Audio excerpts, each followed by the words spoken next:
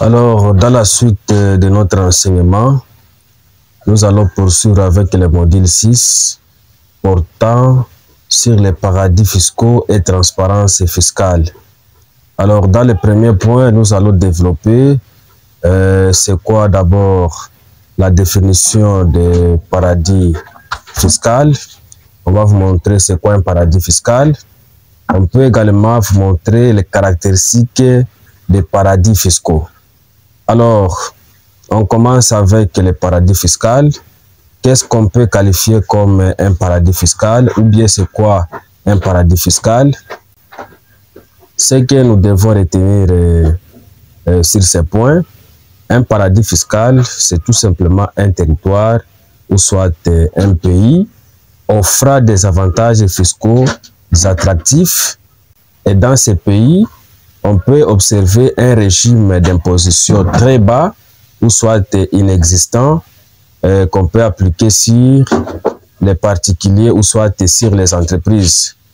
Alors, ces territoires-là qu'on peut considérer comme paradis fiscaux développent aussi une grande confidentialité financière et des régulations légères en matière de transparence, et cela attire tout simplement les capitaux étrangers. Donc, dans un pays paradis fiscal, on observe premièrement, il y a les taux d'imposition les plus bas possibles qui peut tendre même à zéro. Et voilà pourquoi on appelle ces pays comme paradis fiscaux. C'est-à-dire, ce sont des pays ou des entités dans lesquels les contribuables ne sentent pas la pression fiscale. Les contribuables ne sont pas vraiment fiscalisés à un niveau élevé. Donc là, ils vivent, c'est comme si ils étaient en paradis. Mais qu'est-ce qu'on a observé? Principalement dans ces pays développe une grande confidentialité financière. Donc, on ne peut pas connaître la situation financière des multinationales qui œuvrent dans ces États-là ou bien dans ces territoires. Mais également, ce pays développe une régulation légère en matière de transparence fiscale ou de transparence financière. On ne peut rien savoir sur les multinationales qui œuvrent dans ces États. Donc, il y a une régulation légère en matière de transparence fiscale. Et cela permet à ces États ou bien à ces territoires d'attirer beaucoup plus d'investisseurs étrangers. Alors, quelles sont les caractéristiques clés des paradis fiscaux? Ce qu'on peut retenir ici, premièrement, nous avons les faibles taux d'imposition.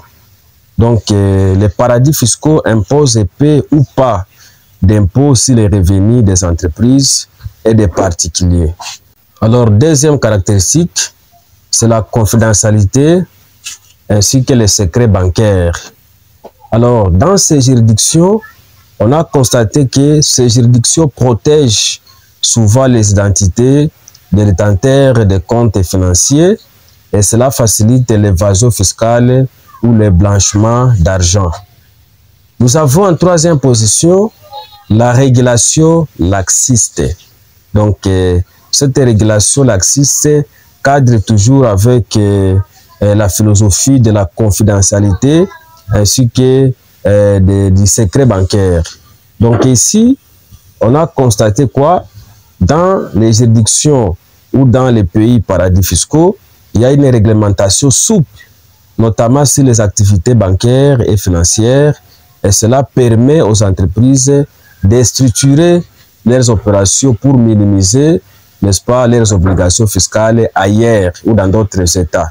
Donc les autres États ne sont pas en mesure de maîtriser la situation financière des multinationales œuvrant dans les entités ou soit dans les territoires paradis fiscaux.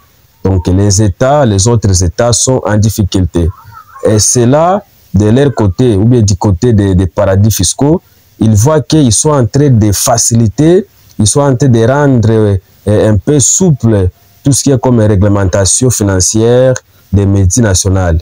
Parce que là, une multinationale peut ouvrir, n'est-ce pas, un compte bancaire et on peut même cacher son identité pour ne pas dire que, n'est-ce pas, ce compte bancaire c'est le compte d'une multinationale telle. Là, on peut tout cacher pour ne pas exposer au fait la vie de cette multinationale.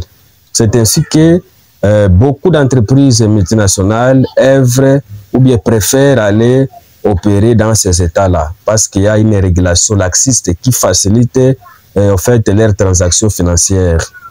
Nous avons ensuite une autre caractéristique, c'est l'absence d'échange, n'est-ce pas, d'informations fiscales. Donc, historiquement, tels que nous les connaissons, les paradis fiscaux refusaient d'échanger des informations financières avec d'autres pays. Et cela compliquait, en fait, comment on peut lutter contre l'évasion ainsi que la fraude fiscale internationale. Alors, on peut vous parler concernant les points relatifs sur les listes noires des paradis fiscaux. Donc, sur le plan international, il y a déjà des listes noires que certaines organisations internationales ont déjà élaborées, par exemple comme l'OCDE ainsi que l'Union européenne. Donc, ces organisations internationales ont déjà listé certains pays qui opèrent dans les paradis fiscaux. Et ces pays, une fois être listés, n'est-ce pas, par ces organisations internationales, ces pays peuvent être sanctionnés sur le plan économique. Voilà pourquoi nous commençons avec la liste noire de l'OCDE. Alors, qu'est-ce qu'on peut retenir selon l'OCDE? Ici, nous pouvons tout simplement dire que l'OCDE a été un acteur clé dans l'établissement des standards internationaux pour combattre les paradis fiscaux. Elle publie une liste noire des paradis fiscaux non coopératifs qui regroupe des juridictions ne respectant pas les normes minimales de transparence fiscale. Et pour qu'un pays soit retiré de cette liste noire, il doit mettre en place ou en œuvre des réformes pour améliorer son niveau de transparence et d'échange des informations fiscales avec les autres pays.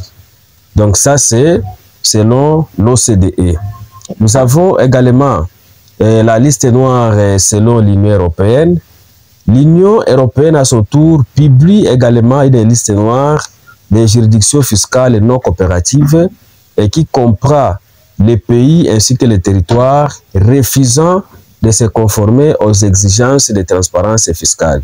Et cette liste noire est actualisée régulièrement et les juridictions y figurant peuvent être soumises à des sanctions économiques avérées. Alors, ça c'est la perception de la liste noire selon l'Union européenne. Maintenant, quels sont les critères de mise sur la liste noire? Quand est-ce qu'un pays ou soit un territoire peut être aligné parmi les pays paradis fiscaux pour être sur la liste noire?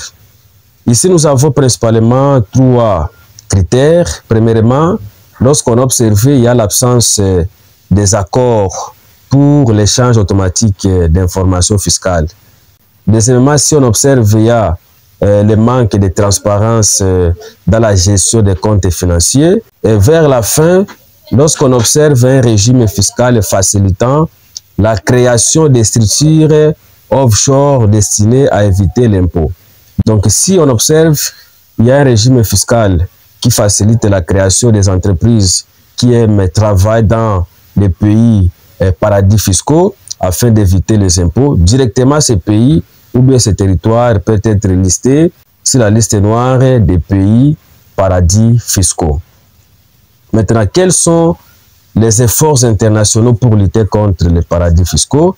Et ici, on va beaucoup plus nous intéresser sur la norme FATECA ainsi que sur l'échange automatique des renseignements ou d'informations.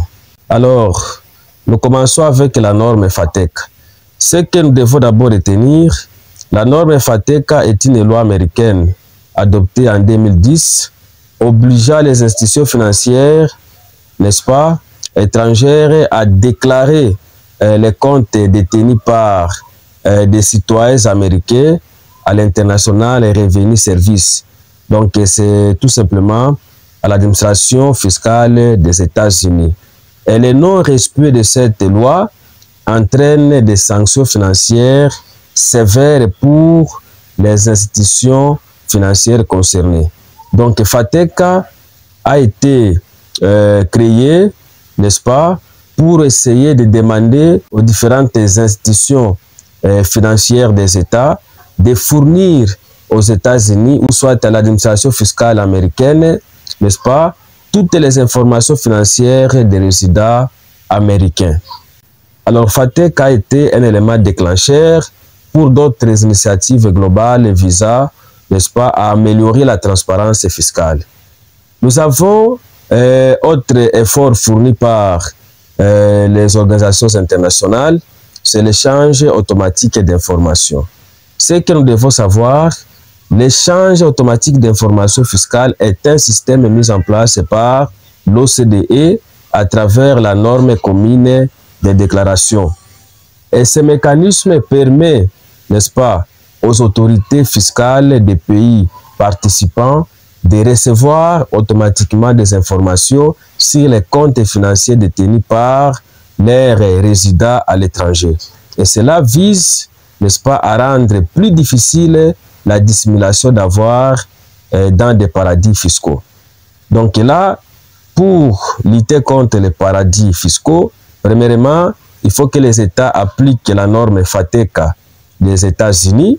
Deuxième effort fourni, c'est la mise en place, n'est-ce pas, de la stratégie d'échange automatique d'informations. Mais aussi, nous avons d'autres efforts fournis sur le plan international. C'est la mise en place du plan BEPS. C'est un projet de l'OCDE ainsi que du G20 visant tout simplement à limiter les pratiques d'évasion fiscale, n'est-ce pas, des multinationales qui utilisent les paradis fiscaux pour transférer artificiellement leurs bénéfices vers des juridictions à faible taux d'imposition. Nous avons également l'initiative ou bien les initiatives du G20. Le G20 joue aussi un rôle central dans la promotion de la transparence fiscale et à la lutte contre l'évasion fiscale internationale. Maintenant, on peut vous montrer l'impact des paradis fiscaux sur les économies en développement. Et ce que nous devons retenir ici, les paradis fiscaux affectent particulièrement les économies en développement en raison de la fuite des capitaux et de la perte des recettes fiscales. Et alors, voici les principaux effets négatifs. Le premier effet, c'est l'érosion de la base fiscale. Donc, les multinationales qui opèrent dans les pays en développement utilisent souvent des paradis fiscaux pour transférer leurs bénéfices hors des juridictions locales et cela va priver ainsi ces pays des revenus fiscaux essentiels.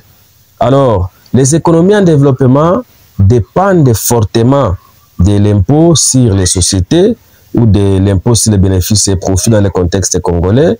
Et lorsque ces entreprises déplacent leurs profits vers des paradis fiscaux, cela réduit évidemment les ressources disponibles pour financer les infrastructures, la santé, l'éducation et autres dépenses publiques.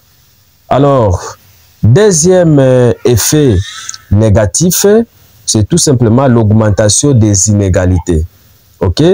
Donc, les paradis fiscaux permettent aux élites locales. En parlant des élites locales ici, on voit les entrepreneurs influents, les grands contribuables ou soit les grands opérateurs économiques, ainsi qu'aux entreprises multinationales d'éviter, n'est-ce pas, le paiement des impôts. Tandis que la population en général continue de supporter la charge fiscale. Cette situation aggrave au fait les inégalités économiques dans ces pays, n'est-ce pas, en détournant en fait les ressources fiscales des services publics. Donc l'augmentation des inégalités ici, c'est lorsqu'on a constaté les grands opérateurs économiques, ou soit les multinationales, ou soit les entrepreneurs influents, ne supportent pas les impôts dans leur pays de résidence comme il se doit, ou bien dans les pays où ils opèrent, du fait que ces gens réalisent ce que nous appelons des transferts de bénéfices ou appliquent les prix des transferts. Cela va faire en sorte qu'il y aura certains contribuables au niveau du pays qui vont payer les impôts et que ces gens-là seront en train de ne pas payer les impôts comme il se doit. Ça va créer, n'est-ce pas, les inégalités fiscales ou bien une concurrence fiscale déloyale entre ces entreprises. Alors, autre effet négatif, c'est la déstabilisation économique. Sur ces points, qu'est-ce qu'on peut retenir? Les transferts des capitaux vers des paradis fiscaux créent évidemment une instabilité financière dans les économies locales. Et les gouvernements sont forcés d'augmenter les impôts pour compenser au fait les pertes des recettes ou de s'endetter davantage. Ce qui peut, n'est-ce pas, exacerber les crises économiques. Donc, sur le plan économique, une fois que les États ou les gouvernements ont observé, il y a des paradis fiscaux dans lesquels les multinationales sont en train de transférer les capitaux. Cela va créer une crise de recettes fiscales dans les États où les multinationales sont en train d'opérer.